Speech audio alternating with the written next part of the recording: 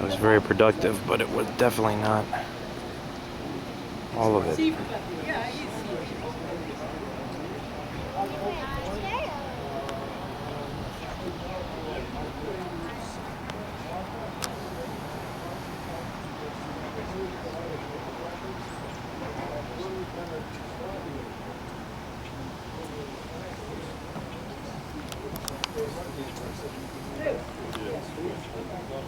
All right, so,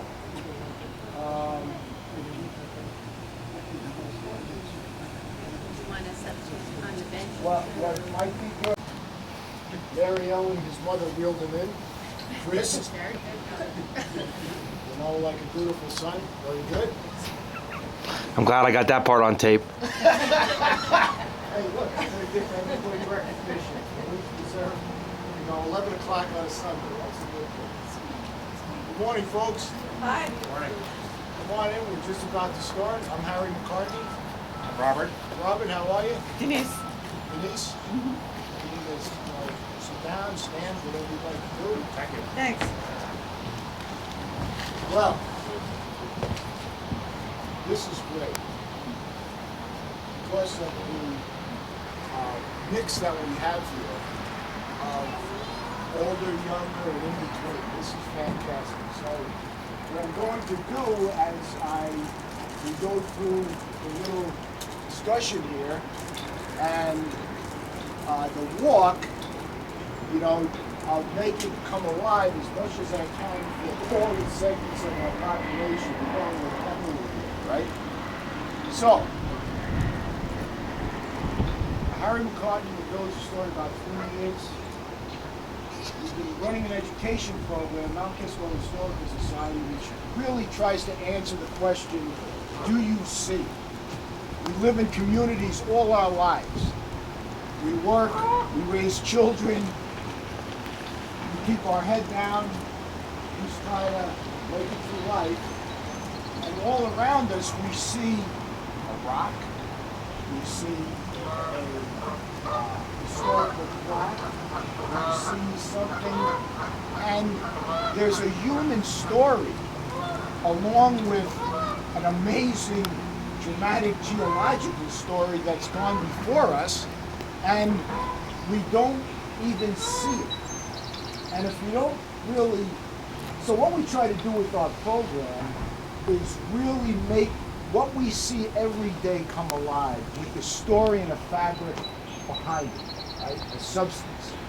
So this particular program, the walking tour part, is just one of the our educational sessions, right?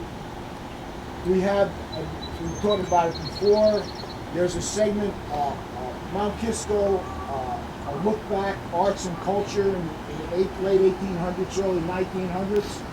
Thursday at 6 o'clock at the library if you're interested. Dick might, if you want, so 6 o'clock at the library this Thursday if you're interested. Or, as they said, the settlements in the woods, the little small settlements in the woods. So what we're going to be doing today is, number one, we're going to go back, really back, right? We're going to use a few orientation tools before we start. And I'll hand out these maps, and I have 15 of them. So what I'd like to do is if people could team up so everybody gets a chance to follow the maps as we go along. So why don't I give these, or ask Mary Ellen to give you here, this region in the northeast was I'll call it a wasteland of fire and destruction and mountains, alpine high-level mountains, these beautiful rolling hills that we see around us now. This was a number of mountain building events, but fire and destruction. And every day you go by, we all go by, and now you can, as you go by, there's evidence. If you see that rock right over there, before we leave, and there's going to be another rock we look at, it's called metamorphic rock.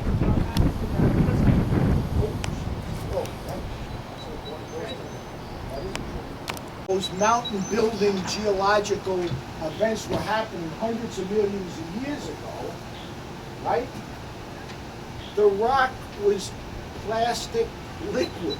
And you can actually see in that rock over there and some another rock on our trip, the evidence of that. And it looks like almost like a swirl in a vanilla fudge kind of way, folded in rock. So, and that's all around us. Where they blasted through the rock, the next time on 684, the interstate, they blasted through the rock right at the Mount Kisco exit there, just before you come through. Look, all it's dramatic, right? So you fast forward, what we see around here now, these nubs of little buildings, right? These are just eroded foundational rock that was, as I said before, 20,000 feet now. Alpine high level mountains in these areas, right? But now, fast forward to about 14,000 years ago, mile-high glaciers. And this isn't even a mile-high glacier, this is a glacier in Alaska. But just to give you a perspective, oh, thank you. Just to give you a perspective on, and that's probably what, maybe, I don't know, 500 feet? We're talking 1,500 feet, right? Wasn't there, it was carried by this mile-high glacier and deposited. On the top of Bear Mountain, you can see this, and that's 1,300 feet maybe, Bear Mountain. There's striations, grooves in the rock on the top where the boulders were, so you're at 1,300 feet. So all around us, that was the foundation. These rolling hills here. Now why am I talking about the rolling hills, the glaciers? Well, it provided the geographical contours that were foundational to create an area around here that was rich in water. New York City didn't come up here because they just were very interested in the area. It's these rolling hills with the valleys and the marshlands and the small streams and rivers that actually New York City now is world-class. It's a world-class city in terms of having the foresight to put in a water system that is almost the eighth wonder of the world, right? So the point that I'm making, the geology, the land and the water, absolutely was the foundation for the dynamic and absolutely aesthetically beautiful area we live in, right? So, on that historic map, we're going to talk about how that became a mill pond and why. Then we're going to visit a grist mill, the foundations of a grist mill. And we're going to talk about what a grist mill is, because, anyway. Grist mill. Then we're going to visit the St. George's Cemetery.